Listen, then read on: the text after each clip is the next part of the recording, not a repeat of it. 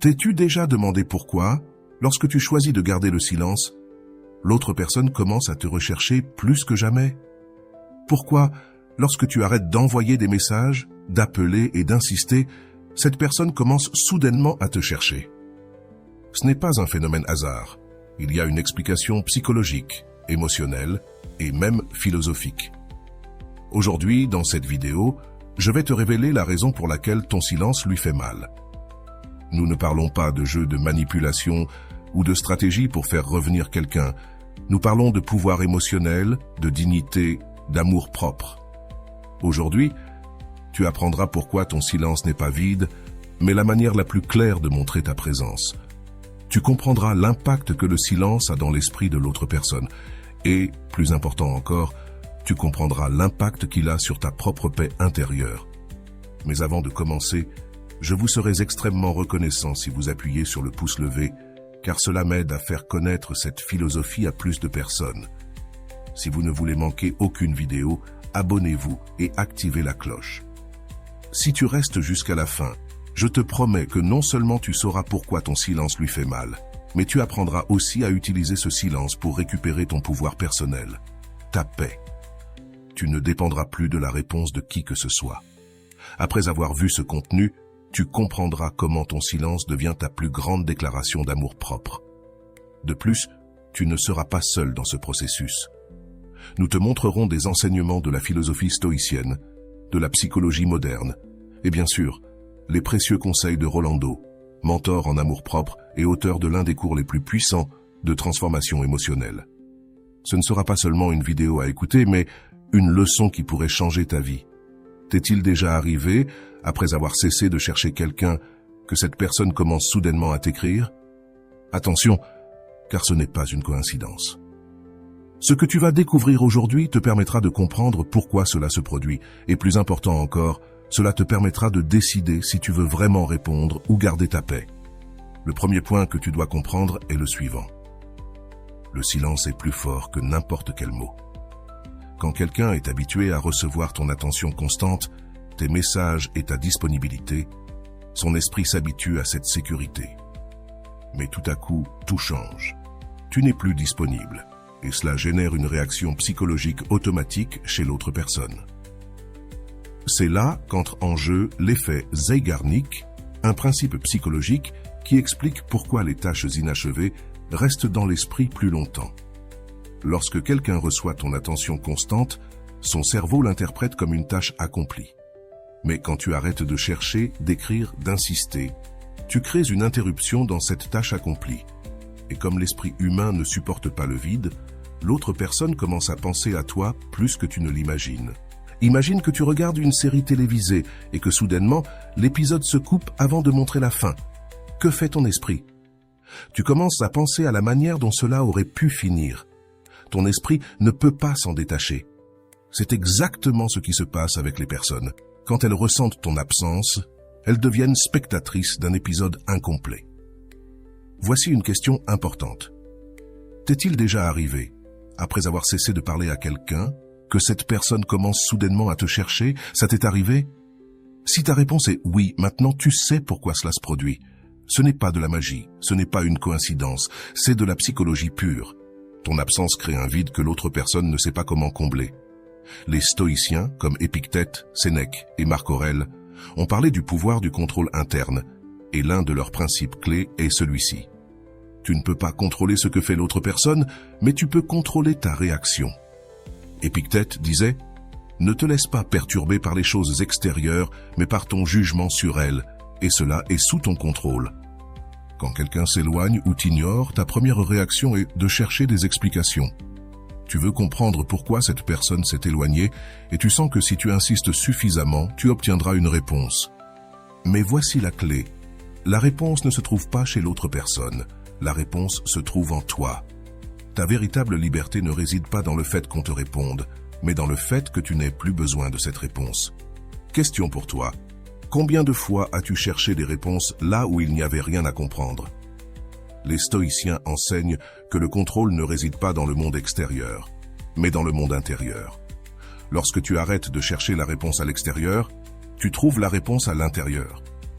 Ton silence est la plus grande preuve que tu n'as plus besoin de contrôler la situation. Ton silence dit « Je ne dépends pas de toi pour être en paix ».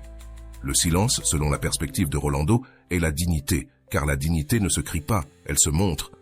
Beaucoup de gens croient que le silence est une façon de punir l'autre, mais ce n'est pas le cas.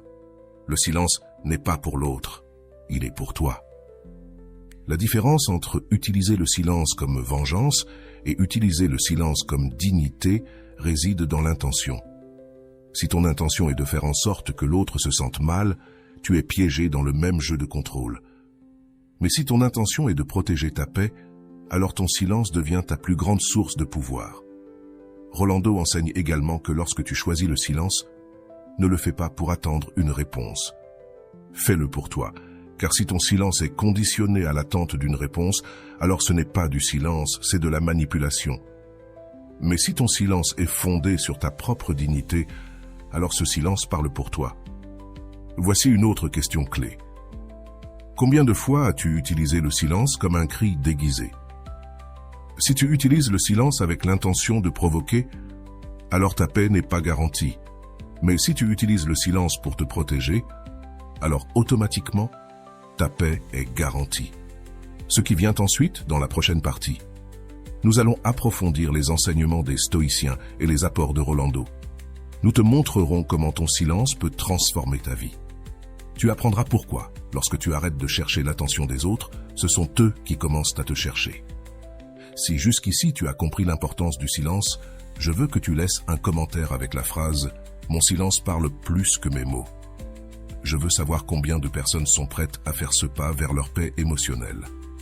Ne rate pas la prochaine partie, car ce qui vient pourrait changer à jamais la façon dont tu gères tes relations.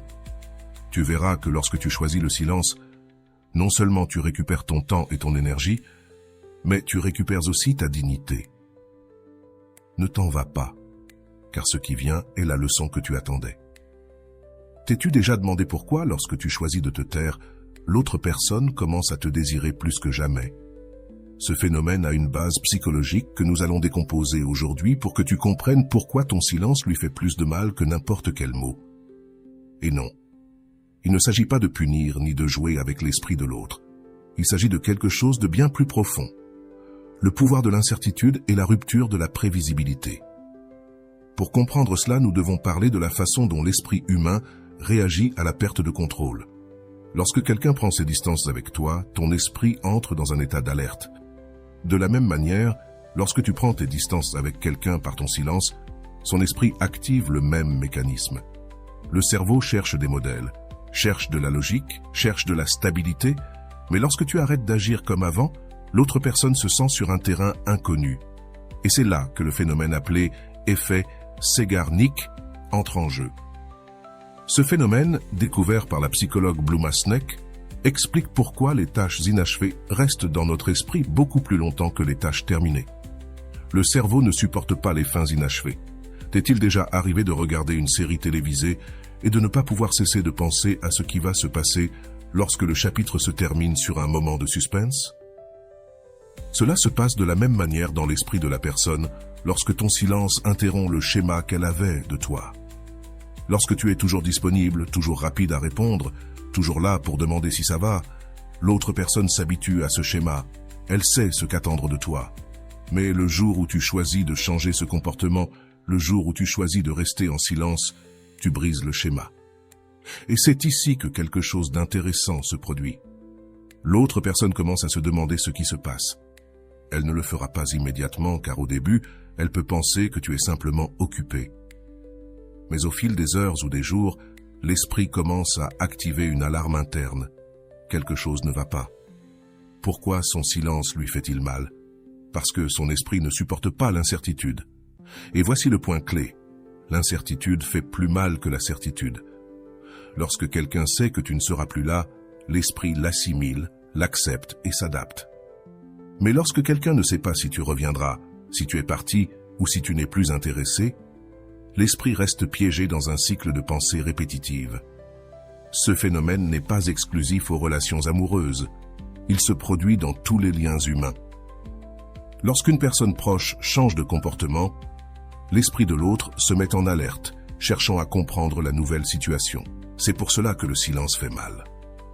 Ce n'est pas l'absence de mots, c'est la présence du mystère.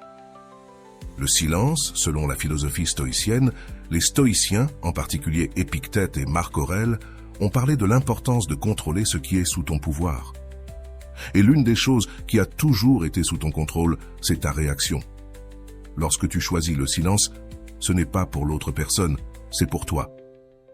Épictète disait « Ce n'est pas ce qui t'arrive qui te perturbe, mais la façon dont tu juges ce qui t'arrive. » Cela signifie que si quelqu'un t'ignore ou s'éloigne, ce qui te fait vraiment mal, ce n'est pas l'absence de la personne, mais la signification que tu donnes à cette absence. Ton esprit interprète le silence de l'autre personne comme un rejet, un abandon ou de l'indifférence. Mais que se passerait-il si tu choisissais de ne rien interpréter? Lorsque tu choisis le silence, tu changes les règles du jeu. Tu ne cherches plus à interpréter la situation. Tu ne cherches plus à comprendre l'autre, ni à le justifier, ni à l'expliquer. Tu choisis simplement de ne pas participer, non pas parce que tu es froid ou détaché, mais parce que tu comprends que ta paix ne peut pas dépendre de ce que l'autre fait ou ne fait pas. Sénèque, un autre grand stoïcien, écrivait « Si quelqu'un te fait du mal, ce n'est pas parce qu'on t'a fait du mal, mais parce que tu as permis que cela t'affecte. » Lorsque quelqu'un s'éloigne de toi et que tu choisis de le poursuivre, tu dis « Ma paix dépend de ton retour ». Mais lorsque quelqu'un s'éloigne et que tu choisis le silence, tu dis « Ma paix n'est pas négociable ». Et voici la grande question. Combien de fois as-tu permis que ta paix dépende de l'attention de quelqu'un d'autre? Le silence, selon Rolando, mentor en amour-propre et expert en gestion émotionnelle, enseigne quelque chose de crucial. N'utilise pas le silence comme une punition, utilise-le comme de la dignité. Beaucoup de gens commettent l'erreur de penser que le silence est une manière de donner une leçon à l'autre personne. Mais lorsque tu fais cela, tu restes piégé dans la dynamique du contrôle. Tu veux contrôler comment l'autre se sent. Tu veux contrôler sa réaction. Le silence que Rolando enseigne est différent. C'est un silence pour toi. Ce n'est pas un silence qui cherche à faire se sentir mal l'autre, mais un silence qui cherche à ce que tu sois en paix.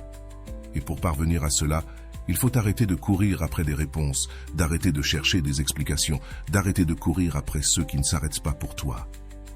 Rolando dit « Il n'y a rien de plus fort que quelqu'un qui choisit de ne pas réagir. Parce que la véritable force n'est pas dans la réponse, elle est dans la paix intérieure. » La différence entre silence et punition, le silence n'a rien à voir avec la vengeance, il s'agit de dignité. La différence entre les deux réside dans l'intention. Si tu choisis le silence en espérant que l'autre souffre, alors tu restes piégé dans la même dynamique. Mais si tu choisis le silence pour protéger ta paix, alors le véritable pouvoir est entre tes mains. Et voici une autre réflexion. Quelle différence y a-t-il entre ne pas parler parce que tu ne veux pas et ne pas parler parce que tu attends quelque chose? Si tu choisis de ne pas parler dans l'espoir que l'autre réagisse, alors ton silence n'est pas libre, c'est un cri. Mais si tu choisis de ne pas parler parce que ta paix n'est pas négociable, alors ton silence devient ta plus grande source de pouvoir. Ce qui suit, dans la prochaine partie, nous allons approfondir comment tu peux appliquer ce pouvoir du silence dans ta vie quotidienne et tu verras comment, lorsque tu choisis de ne pas participer au jeu émotionnel, l'autre personne commence à remarquer ton absence. Non pas parce que tu l'obliges, mais parce que son esprit ne supporte pas le vide. Ne continue pas d'attendre des réponses des autres. Deviens la réponse que tu cherches toi-même. Ne manque pas la prochaine partie, car ce qui va suivre pourrait changer la manière dont tu gères tes relations pour toujours. Tu verras comment, lorsque tu choisis le silence, tu récupères non seulement ton temps et ton énergie, mais aussi ta dignité. Lorsque tu choisis de garder le silence, quelque chose change, non seulement en toi, mais aussi en l'autre personne. Le silence est une rupture dans la continuité du comportement attendu. Avant, c'était toi qui cherchais, qui écrivais en premier, qui était toujours disponible. Mais lorsque tu arrêtes de le faire, le cerveau de l'autre personne entre en mode alerte. Pour comprendre ce phénomène, il faut se rappeler quelque chose de fondamental. L'esprit humain est conçu pour reconnaître des modèles. Chaque fois que quelqu'un se comporte de manière constante, l'autre personne crée une attente quant à la manière dont il agira. C'est pourquoi, lorsque tu es toujours disponible, l'autre personne sait que tu seras là. Mais lorsque tu choisis de changer ton comportement, ce modèle se brise et l'esprit ne sait pas comment réagir. Ce principe est lié à l'effet Zeigarnik, dont nous avons déjà parlé. Mais ici, il se passe quelque chose de plus puissant. L'esprit entre dans un état de recherche active de réponse. Lorsque quelqu'un ne comprend pas pourquoi tu n'agis plus comme avant, son cerveau commence à chercher des explications. Et ici se produit un grand paradoxe. Pendant que tu restes en silence, l'autre personne commence à penser à toi plus qu'elle ne le faisait lorsque tu étais disponible. Le pouvoir de l'incertitude est la clé de cette transformation. L'incertitude est l'un des stimuli les plus puissants pour l'esprit humain. Lorsque nous ne savons pas ce qui va se passer, le cerveau active un système d'alerte parce qu'il doit résoudre la tâche inachevée. Cela s'explique par le fait que l'esprit préfère une mauvaise nouvelle plutôt que l'incertitude. Le vide est beaucoup plus inconfortable que la certitude de quelque chose de négatif. Et voici la grande question. Qu'est-ce qui est plus fort, l'absence de réponse ou la présence d'une certitude? Si tu as déjà ressenti le vide de ne pas savoir ce qui se passe avec quelqu'un, tu connaîtras la réponse. Le vide fait plus mal. L'incertitude devient une obsession. Et cela se produit également avec la personne qui est habituée à recevoir ton attention. Lorsque tu t'absentes, ta présence se multiplie dans son esprit. La dignité silencieuse, selon les stoïciens, pour les stoïciens, la dignité ne se crie pas, elle se montre. Marc Aurèle écrivait dans ses méditations « La meilleure vengeance est d'être différent de celui qui t'a fait du tort ». Cette phrase est clé pour comprendre le pouvoir du silence. Il ne s'agit pas de rendre le mal ni de punir l'autre, il s'agit d'être différent, de montrer que tu ne joues plus le même jeu. Lorsque quelqu'un s'éloigne et que tu choisis de rester en silence, tu montres que tu n'as plus besoin de courir après qui que ce soit. Mais voici une question importante. Combien de fois as-tu ressenti que si tu ne poursuis pas quelqu'un, tu le perdras? Cette croyance provient de l'idée que, pour conserver quelque chose, tu dois le contrôler. Mais les stoïciens ont enseigné tout le contraire. Tu ne peux pas contrôler ce qui est en dehors de toi. Ce que tu peux contrôler, c'est ta réponse. Lorsque tu choisis le silence, tu ne renonces pas à l'autre personne, tu renonces au besoin de la contrôler. Sénèque, l'un des stoïciens les plus importants, disait « Si tu ne peux pas contrôler la mer, contrôle ton bateau ». La mer symbolise tout ce qui échappe à ton contrôle. Les actions de l'autre personne, ses réponses, son silence. Le bateau, c'est toi. Et ce que tu peux contrôler, c'est comment tu navigues dans cette mer. Lorsque tu choisis le silence, peu importe à quel point les choses sont chaotiques, tu es aux commandes de ton propre bateau. Ce que Rolando enseigne sur le silence. Rolando a une phrase puissante. Le silence n'est pas absence. Le silence est une présence totale, car dans le silence, on n'entend pas tes mots, mais on ressent ta dignité. Cette phrase nous invite à changer la façon dont nous voyons le silence. Le silence n'est pas un vide, c'est un pouvoir. Beaucoup de personnes croient qu'en restant en silence, elles perdent, mais elles ne se rendent pas compte qu'en réalité, elles gagnent le contrôle sur leur paix intérieure. Il ne s'agit pas de faire souffrir l'autre, il s'agit de cesser de souffrir toi-même. Parce que lorsque tu choisis le silence, tu cesses de dépenser ton énergie mentale pour quelqu'un qui ne te donne pas de paix. Lorsque tu choisis le silence, tu cesses d'attendre des réponses qui n'arrivent jamais. Et voici une autre question importante. Combien de fois as-tu attendu une réponse qui n'est jamais venue?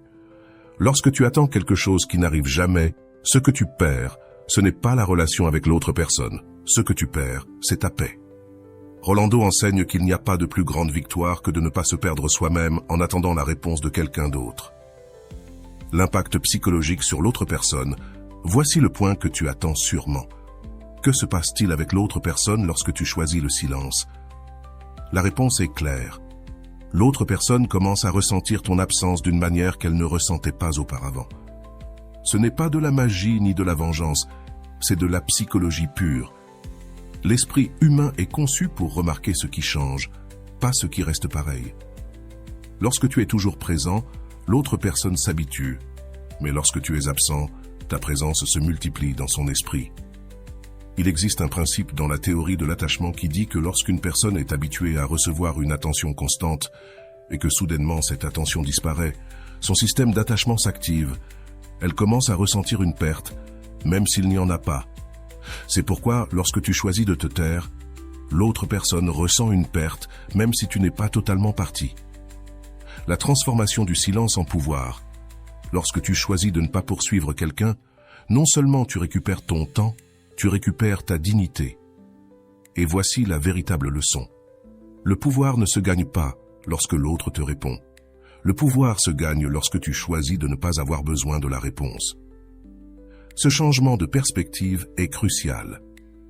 Beaucoup de personnes croient que le silence est une tactique pour faire réagir l'autre, mais ce n'est pas la véritable victoire. La véritable victoire survient lorsque le silence ne dépend plus de l'autre, mais de toi. Si quelqu'un te cherche après plusieurs jours de silence, ce n'est pas parce que tu as gagné. C'est parce que le vide dans son esprit est devenu plus grand que son ego. Mais la question importante ici est, veux-tu vraiment combler ce vide ou préfères-tu continuer avec ta paix? Ce qui vient ensuite, dans la prochaine partie, nous verrons une histoire qui illustre tout ce dont nous avons parlé.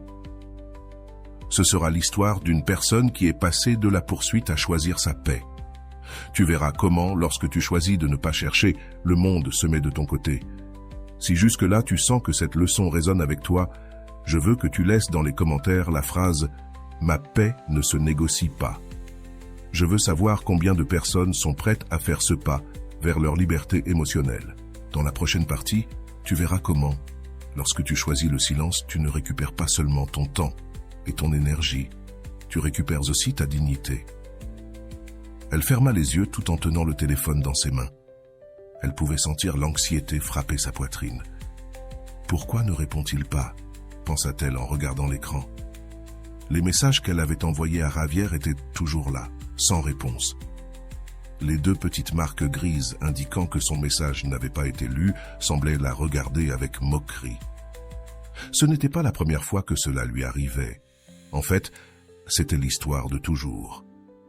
Javier disparaissait pendant des jours, ne répondait pas, et puis revenait avec une excuse. « J'ai été occupé » ou « Je n'ai pas vu ton message », ses phrases préférées. Mais cette fois, quelque chose se brisa en elle. « Plus jamais », se dit-elle à voix basse.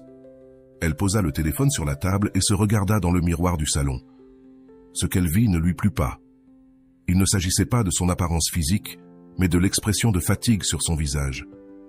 Elle était épuisée, fatiguée d'attendre, de vérifier le téléphone toutes les 5 minutes, de se demander si elle avait fait quelque chose de mal. Elle en avait assez de l'incertitude.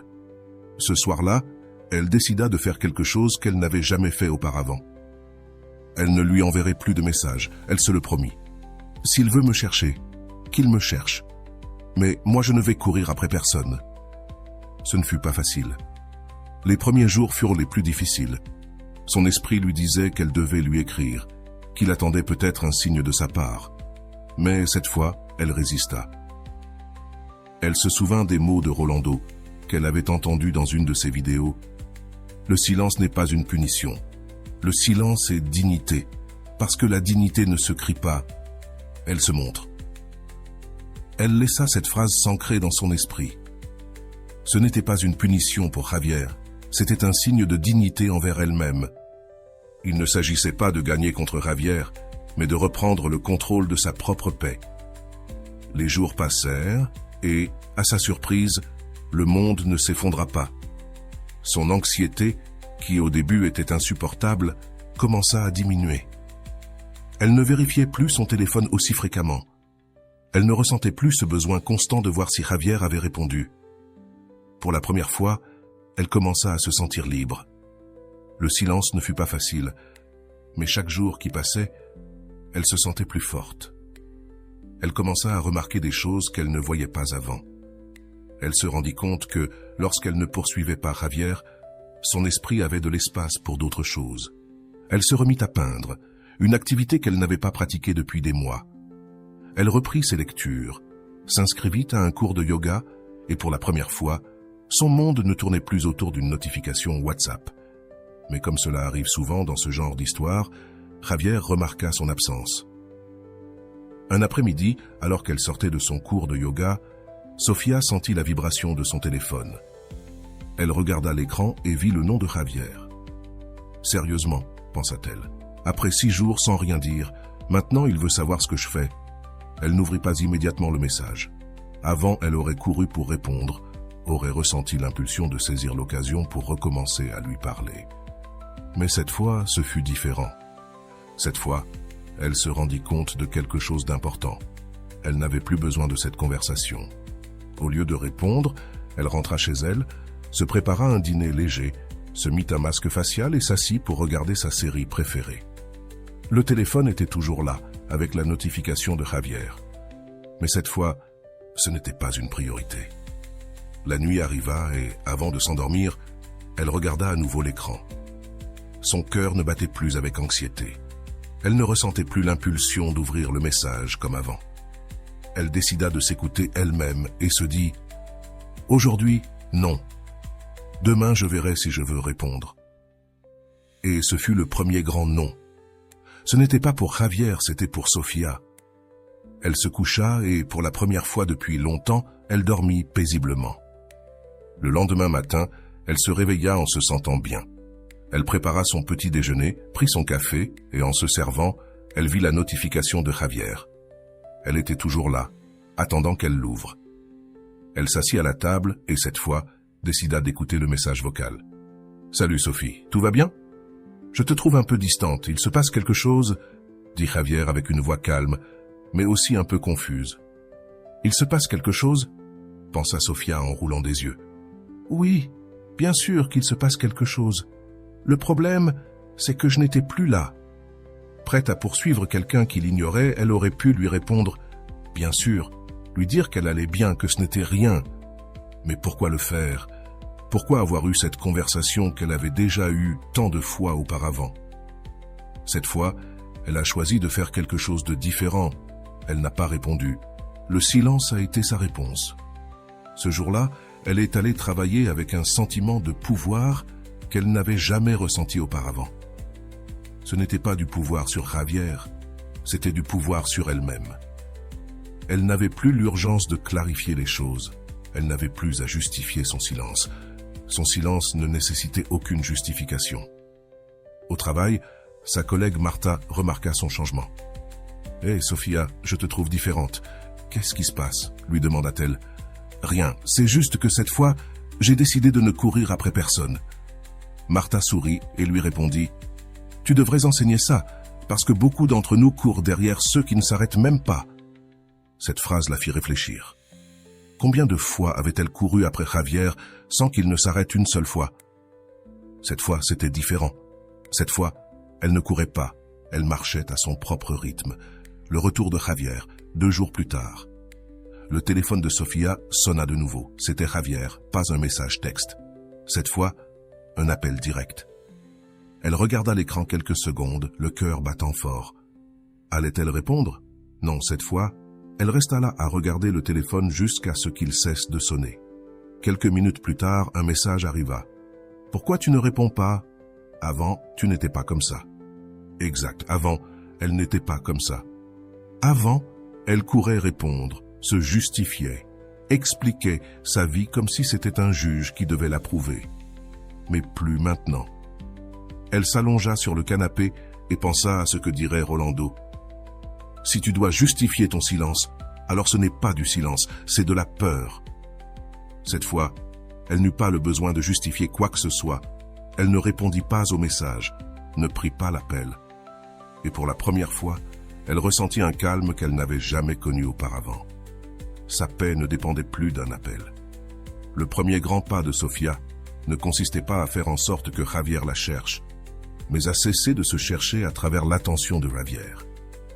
Ce n'était pas un jeu de « qui gagne », car cette fois, la seule victoire qui comptait était la paix intérieure de Sofia. Les jours passèrent, et l'absence de Javier ne se ressentait plus comme un vide, mais comme un espace. Un espace pour elle, pour ses livres, pour ses projets, pour son bien-être. Et voici la grande question. Combien de fois as-tu confondu le vide avec l'espace ? Sofia comprit la différence. Le vide fait mal, mais l'espace se savoure. Le vide te fait courir après, mais l'espace te permet de te retrouver. Dans la prochaine partie, tu verras comment Sofia affrontera l'une des plus grandes épreuves de sa transformation. Car parfois, le véritable défi ne vient pas des autres. Il vient de ne pas te trahir toi-même. Ne pars pas. car ce qui vient pourrait être la leçon la plus importante que tu aies jamais reçue. Tu verras comment, quand tu cesses de poursuivre, tu ne retrouves pas seulement ta dignité, tu retrouves aussi ta liberté émotionnelle. Ce qui vient pourrait être la leçon que tu attendais depuis si longtemps. Jour 10. Le soleil se faufilait à travers les rideaux de la chambre de Sofia. Les rayons de lumière éclairaient doucement la pièce, mais cette fois, ce n'était pas le soleil qui l'avait réveillée, mais le bruit de son téléphone vibrant de manière insistante. Avec les yeux mi-clos, elle tendit la main pour prendre le téléphone sur la table de chevet. Sur l'écran apparut un homme familier, Javier. Cette fois, ce n'était pas un message, mais un appel direct. Elle regarda l'écran, sachant qu'auparavant, elle aurait répondu sans hésiter. Mais cette fois, quelque chose en elle avait changé. « Non », murmura-t-elle en regardant l'écran clignoter jusqu'à ce que l'appel se termine. Sofia ne ressent ni anxiété, ni besoin de justifier sa décision. Pour la première fois, elle ne sentit pas qu'elle perdait quelque chose. Elle laissa le téléphone face contre table, se leva du lit et alla se préparer un café. L'arôme du café fraîchement préparé emplit la cuisine et, pendant qu'elle remuait la cuillère de sucre, une notification sonna. Elle n'eut pas besoin de regarder pour savoir que c'était Javier. Elle resta un moment silencieuse, regardant la vapeur qui s'échappait de sa tasse. Elle n'avait plus de précipitation. Avant, elle aurait couru voir le message, mais cette fois, elle décida de prendre son temps. Une fois qu'elle eut terminé son café, elle s'approcha du téléphone. Un nouveau message de Javier. « Je ne comprends pas pourquoi tu es comme ça. Avant, tu étais différente avec moi. Avant, c'était différent, » disait le message. Sofia se précipitait pour répondre. Elle avait peur qu'on l'oublie, mais maintenant elle comprenait quelque chose d'important.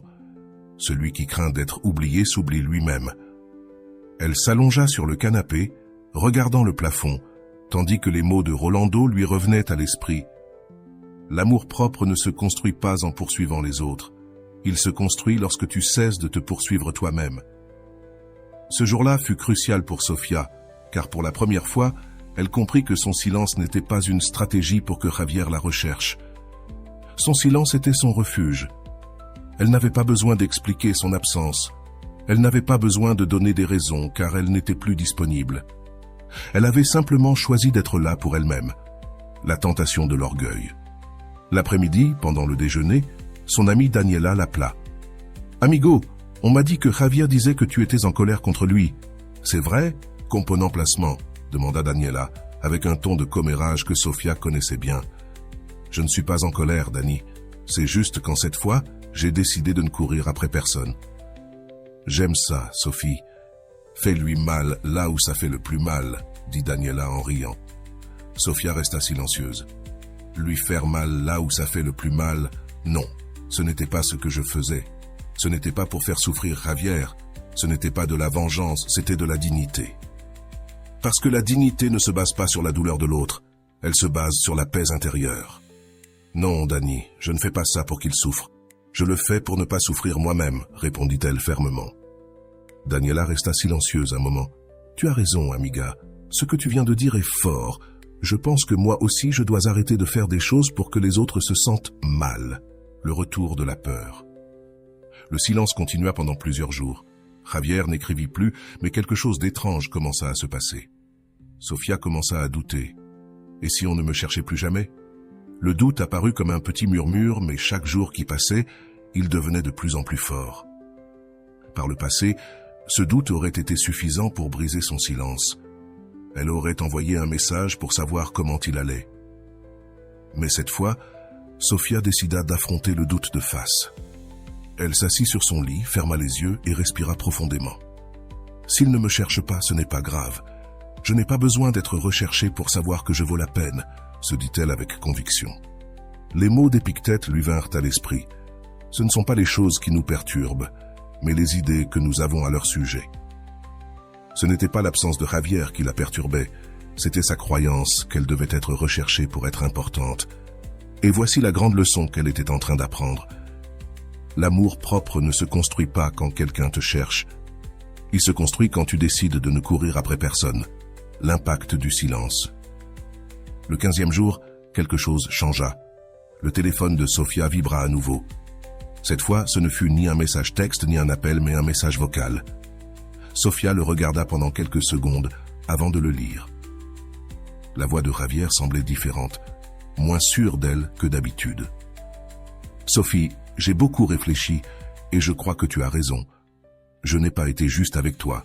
Je me suis rendu compte que je t'ai ignoré et je ne veux pas que tu penses que tu n'as pas d'importance. » Sofia pensa « C'est vrai », tout en esquissant un petit sourire. Mais cette fois, elle ne ressentit pas l'impulsion de répondre immédiatement. Elle n'était plus la même Sofia. Elle prit son temps, laissa passer la journée et ne répondit pas. Le lendemain, elle écouta à nouveau le message vocal. Sa réaction était différente. Elle ne ressentit plus le besoin de justifier son silence, ni de saisir l'opportunité de capter l'attention de Javier, car elle n'en avait plus besoin. Le pouvoir de la décision. Lorsqu'une personne cesse de poursuivre une autre, quelque chose d'incroyable se passe. Celui qui se sentait poursuivi se sent maintenant perdu, et c'est exactement ce qui est arrivé à Javier avant. Sofia était toujours disponible. Maintenant, Sofia était devenue la tâche inachevée dans son esprit. Javier ne comprenait pas pourquoi elle avait changé, il ne savait pas. Mais la raison était claire. Elle n'agissait pas pour lui, elle agissait pour elle. Le 20, Sofia reçoit un autre appel de Javier. Cette fois, elle ne regarda même pas l'écran. Elle laissa sonner jusqu'à ce que l'appel se termine. Il n'y avait plus d'anxiété, plus de doute. Il y avait de la paix. Le même jour, elle décida de sortir dîner avec son amie Daniela. Pendant le dîner, Daniela la regarda et lui dit « Sophie, je te jure que je te vois différente. Je ne sais pas ce que tu as fait, mais tu as une autre énergie. » « Je n'ai rien fait, Dani. Je me suis juste arrêté de poursuivre celui qui ne veut pas rester. C'est ça, la différence. Le pouvoir du silence se transforme en paix. » Les derniers jours avaient été les plus tranquilles pour Sofia depuis longtemps. Il n'y avait plus besoin de chercher, plus besoin d'attendre sa paix. Elle ne dépendait plus d'un message. Une nuit, alors qu'elle se couchait pour dormir, elle entendit à nouveau les mots de Rolando. Ta paix n'est pas dans la réponse que quelqu'un te donne. Ta paix est dans le fait de ne pas avoir besoin de réponse. Et pour la première fois, elle comprit entièrement cette phrase. Le silence n'était plus son arme, c'était son refuge. Le silence n'était plus une vengeance, c'était de l'amour propre. Ce n'était plus un cri dissimulé, c'était une paix absolue. Dans la prochaine partie, nous verrons comment Sofia fait face à la dernière épreuve de cette histoire. Car la dernière épreuve n'est pas le silence, c'est de ne pas te trahir toi-même.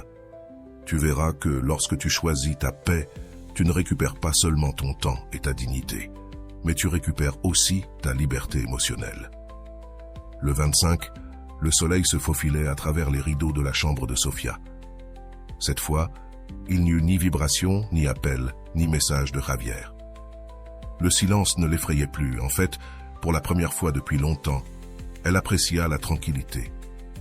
Le petit déjeuner fut spécial.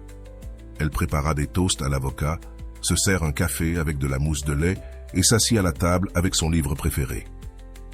Elle ne regarda pas une seule fois son téléphone. Elle se sentait maître de la situation. Elle n'attendait plus. Elle n'était plus préoccupée par le fait de savoir si Javier écrirait ou non. La véritable paix arriva quand elle cessa d'attendre. La journée fut tranquille, remplie d'activités qu'elle avait laissées de côté pour être attentive à une conversation qui ne venait jamais. Nettoyer la maison, écouter sa musique préférée et même danser seule dans le salon. Tout à coup, elle se rendit compte qu'elle ne se souvenait plus de la dernière fois où elle avait fait ça. « Je m'étais oubliée », murmura-t-elle en tournant avec les bras étendus, sentant la liberté dans chaque mouvement. Le dernier appel en fin d'après-midi, le téléphone vibra à nouveau. Cette fois, ce ne fut pas un message, mais un autre appel de Javier. L'écran afficha son nom pendant quelques secondes. Sofia regarda le téléphone et, au lieu de ressentir de l'anxiété, elle se sentit libre. Il n'y avait pas d'urgence à répondre, pas de hâte à saisir l'occasion. Cette fois, sa paix ne se négociait pas. Elle resta assise sur le canapé à regarder l'écran clignoter jusqu'à ce que l'appel se coupe. Elle ne répondit pas. Elle se sentit calme, elle se sentit puissante. Mais ce qui se passa ensuite la surprit. Vibration, nouveau message vocal. Cette fois, Javier n'attendit pas, il décida de parler directement. « Sofia, je ne comprends pas pourquoi tu agis ainsi. Je ne comprends vraiment pas ce que je t'ai fait. Si tu es en colère, parle-moi. Ne me laisse pas avec cette incertitude. » L'incertitude, là, elle était. La même incertitude qu'elle avait ressentie tant de fois avant. Maintenant, c'était Javier qui la ressentait. « Maintenant, tu comprends ce que ça fait, » dit Sofia doucement en regardant le téléphone. Cette fois, il n'y avait rien à expliquer. Son silence était l'explication, le moment décisif. Le lendemain matin, alors qu'elle se préparait pour sortir au travail, sa collègue Martha lui demanda « Et alors, tu lui as répondu ?» Sofia secoua la tête. « Non, Martha, je n'ai rien à lui dire. »« Mais Sofia, il te cherche, c'est ton moment, » dit Martha. Sofia, surprise, répondit « Non, Martha, ce moment n'est pas à lui, il est à moi et cette fois, je ne vais pas gaspiller ma paix pour satisfaire son ego. » Cette réponse laissa Martha en silence et Sofia le savait, car il ne s'agissait pas de faire souffrir Javier, il s'agissait de comprendre que sa dignité n'était plus en jeu. La leçon stoïque ne réagit pas, décide. Les jours passèrent, et bien que Javier continuait à écrire de temps en temps, Sofia ne réagissait plus. Elle ne répondait ni aux provocations, ni aux tentatives d'attirer son attention. Sa paix n'était pas négociable. Marc Aurèle écrivait dans ses méditations « Élimine le besoin d'approbation extérieure et tu trouveras la liberté intérieure ». Et c'est exactement ce que fit Sofia. Elle ne jouait pas à être difficile, elle ne punissait pas Javier, elle se libérait elle-même. Elle comprit que tant qu'elle aurait besoin de l'attention de Javier pour se sentir bien, elle ne serait jamais libre. Son silence n'était pas vide, il était liberté. Un jour, en rentrant du travail, son téléphone vibra à nouveau. Elle ne s'attendait à aucun message, mais il était là. Cette fois, Javier avait envoyé un texto, pas un message vocal. « J'ai beaucoup réfléchi. Pardonne-moi si je t'ai fait sentir ignoré. Je ne voulais pas te faire de mal. Parlons, s'il te plaît, juste un moment. » Sofia ressentit l'ancienne impulsion de répondre. La partie d'elle qui se souvenait des anciennes dynamiques voulait répondre, voulait tout lui expliquer, lui dire comment elle s'était sentie toutes ces fois où il l'avait ignorée. Mais elle ne le fit pas. Au lieu de cela, elle se posa une question clé. Qu'est-ce que cela m'apportera de répondre? Plus de questions. La réponse était claire. Sa paix ne dépendait plus de Javier. Sa paix ne pouvait pas être négociée. Elle ne pouvait pas l'abandonner pour une conversation qui, au fond, ne changerait rien. Le dernier jour de l'histoire de Sofia, le jour 30, marquait la fin de sa transformation. 1 mois s'était écoulé depuis la dernière fois qu'elle avait cherché Javier. 1 mois depuis qu'elle avait décidé de choisir sa paix plutôt que son anxiété. Ce matin-là, elle se réveilla avec un sentiment de calme absolu. Elle ne se demanda pas si Javier lui avait écrit. Elle ne vérifiait pas son téléphone avec urgence. Son esprit était tranquille. Le silence n'était plus une stratégie pour être recherché, il était devenu son foyer. Elle prépara son café tranquillement, se mit une playlist de musique douce et savoura son petit déjeuner. Il n'y avait ni urgence, ni anxiété, ni doute. Elle savait que la vraie paix ne venait pas lorsque quelqu'un te cherche, elle venait lorsque tu n'avais plus besoin d'être cherché. Ce soir-là, alors qu'elle regardait des vidéos sur YouTube, une vidéo recommandée de Rolando apparut. Elle décida de le regarder. La phrase initiale du vidéo la frappa profondément. Quand tu arrêtes de chercher à l'extérieur ce que tu ne peux trouver qu'à l'intérieur, le monde cesse de te contrôler. Sofia sourit, car maintenant elle comprenait ces mots. Avant, elle ne les avait pas entièrement compris, mais maintenant, chaque mot avait du sens. Ce n'était pas une question de Javier. Ce n'était jamais une question de Javier. C'était une question d'elle-même. Il s'agissait de ne pas permettre à sa dignité de dépendre d'une réponse. Il s'agissait de ne pas se trahir elle-même. La leçon finale, l'histoire de Sofia n'est pas celle de comment faire en sorte que quelqu'un te cherche, c'est l'histoire de comment ne plus se chercher soi-même dans l'attention des autres. Son silence n'était pas une stratégie de manipulation, c'était une déclaration d'amour-propre. Parce que le silence ne crie pas, mais il se ressent. La plus grande leçon que Sofia a appris fut celle-ci. Je n'ai pas besoin qu'on me cherche pour savoir que je vaux la peine. Et cette leçon changea tout. Si cette histoire a résonné en toi, je veux que tu laisses la phrase « Mon silence n'est pas une absence, c'est de la dignité ». Je veux voir combien de personnes sont prêtes à faire ce pas vers leur paix émotionnelle. L'histoire de Sofia est le reflet d'une situation que beaucoup de personnes ont vécue. La recherche désespérée d'attention, l'anxiété d'être remarqué et l'attente de réponses qui n'arrivent jamais. Mais au lieu d'être une histoire de défaite, c'est une histoire de transformation, d'amour-propre et de dignité émotionnelle. Dès le début, Sofia était piégée dans une dynamique avec la psychologie de l'attachement. La théorie de l'attachement de John Bowlby nous dit que les personnes ayant un style d'attachement anxieux ont tendance à chercher une validation constante de ce qu'elles aiment. Lorsque l'attention de l'autre personne disparaît, le système d'alerte interne s'active, l'anxiété monte et l'esprit commence à chercher une solution. Quelle est la réponse la plus courante? Chercher, écrire, appeler et demander de l'attention. C'est exactement ce qu'il est arrivé à Sofia au début de l'histoire. Elle vérifiait constamment son téléphone en attendant une réponse de Javier. Son esprit était en mode de recherche active, essayant de résoudre l'énigme de pourquoi il ne répondait pas. Le cerveau déteste les fins non résolues. C'est là qu'intervient l'effet Zeigarnik, qui explique que les tâches inachevées restent dans l'esprit avec plus d'intensité que celles qui sont terminées. Lorsque Javier ne répondait pas, Sofia sentait que quelque chose était inachevé, et c'est pourquoi son esprit ne pouvait pas le lâcher. Le besoin de clôture la maintenait piégée, et ce même besoin est ce qui fait que beaucoup de personnes deviennent des poursuivantes émotionnelles, cherchant des réponses qui n'existent pas. L'effet de l'absence. Lorsque tu arrêtes de chercher, ils commencent à te remarquer. Le point de bascule dans l'histoire de Sofia se produit lorsqu'elle décide de ne plus écrire. Ce moment n'est pas seulement une action, c'est un changement d'état d'esprit. Sofia choisit de ne pas poursuivre Javier, non pas parce qu'elle veut le punir, mais parce que, pour la première fois, elle décide de ne pas se trahir elle-même. Ce moment est crucial. Lorsque tu arrêtes de chercher, l'autre personne commence à remarquer ton absence.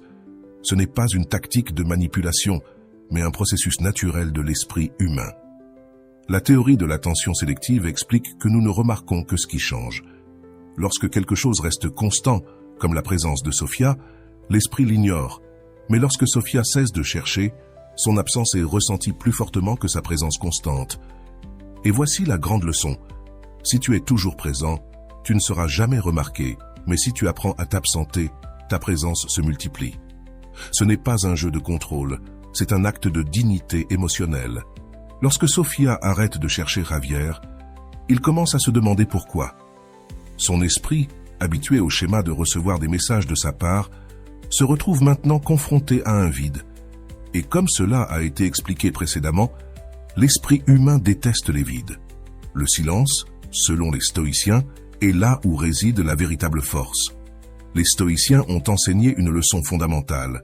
Tu ne peux pas contrôler les autres. Tu ne peux contrôler que tes propres réponses. Sofia a appris cette leçon de manière pratique. Lorsque Javier a cessé de répondre, elle aurait pu essayer de le contrôler, mais elle a choisi de se contrôler elle-même. Épictète a enseigné quelque chose de puissant. Si quelqu'un te dérange, souviens-toi que ce n'est pas cette personne qui te dérange, mais l'opinion que tu as de ce qu'elle a fait. C'est exactement ce que Sofia a fait. Elle a compris que ce n'était pas Javier qui la perturbait, mais son propre esprit qui lui faisait croire qu'elle avait besoin de Javier pour se sentir importante. Lorsqu'elle a changé cette perspective, sa paix est revenue. Sénèque, pour sa part, disait « Si tu contrôles ton esprit, tu contrôles ton monde. » Et c'est ce que Sofia a fait. Sa paix ne dépendait plus d'un message ou d'une réponse de Javier.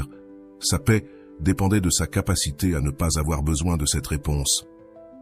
La différence entre Sofia avant et après cette transformation est claire. Avant, sa paix dépendait des autres. Maintenant, sa paix l'accompagne partout où elle va. Rolando enseigne quelque chose d'essentiel à propos du silence. Le silence n'est pas une stratégie pour faire en sorte qu'on te manque. Le silence est une façon de récupérer ton pouvoir. Cet enseignement est clé.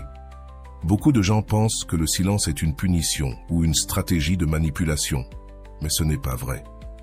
Le silence de Sofia n'était pas un cri déguisé, c'était une déclaration d'indépendance émotionnelle. Elle ne cherchait plus l'attention de Javier, elle cherchait sa propre paix. Rolando enseigne aussi, lorsque tu arrêtes de chercher à l'extérieur ce que tu ne peux trouver qu'à l'intérieur, le monde cesse de te contrôler. C'est exactement ce qui est arrivé à Sofia. Elle a cessé de chercher la validation externe et, À la place, elle a trouvé la validation interne. Sa paix n'était plus en jeu. Il ne s'agissait plus de savoir si Javier lui écrivait ou non. Il s'agissait de savoir si elle se lisait elle-même. L'histoire de Sofia n'est pas une histoire de gagner ou de perdre. Ce n'est pas une histoire de faire en sorte qu'on te cherche. C'est une histoire d'amour propre. Le plus grand ennemi de Sofia n'était pas Javier. C'était son propre esprit anxieux, l'esprit qui lui faisait croire qu'elle avait besoin d'une réponse, qu'elle devait justifier son silence, qu'elle devait saisir l'opportunité de parler avec Javier. Mais lorsqu'elle a vaincu cette partie de son esprit, elle a vaincu son pire ennemi. Le silence n'est pas absence. Le silence est dignité, car lorsque tu choisis le silence, tu n'es pas en train de disparaître. Tu es en train de revenir à toi-même. Il ne s'agit pas de faire en sorte qu'on te manque. Il s'agit de ne pas te manquer toi-même. Si cette histoire a résonné en toi, je veux que tu répondes honnêtement à cette question. Combien de fois as-tu poursuivi quelqu'un qui ne s'arrêtait pas pour toi? Si ta réponse est plusieurs fois, je veux que tu saches que tu n'es pas seul. Nous sommes tous passés par là, mais la différence, c'est qu'aujourd'hui, tu as l'opportunité de changer cette histoire. Tu n'as pas besoin de poursuivre qui que ce soit pour te sentir important. Et voilà, j'espère que vous avez trouvé beaucoup de valeur dans cette vidéo. Merci d'être resté jusqu'à la fin de cette vidéo. J'adore quand vous faites ça. Si vous voulez une autre vidéo sur ce sujet, écrivez en commentaire « J'en veux encore plus ». J'espère vous revoir dans une autre vidéo.